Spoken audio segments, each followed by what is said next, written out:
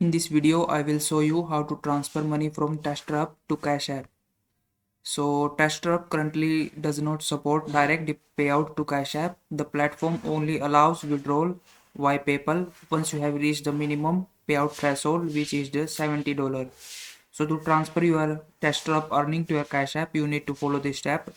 First thing you need to do is link your PayPal account to your Testerup profile, and once you have linked your profile, you have to transfer the money from Testerup to your PayPal account.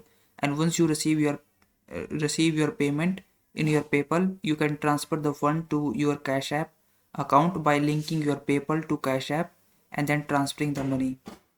So the process require that you first get paid through the PayPal, as the Cash App is not an expected payout method for the Testerup. So if this video was helpful, please like this video and subscribe to my channel.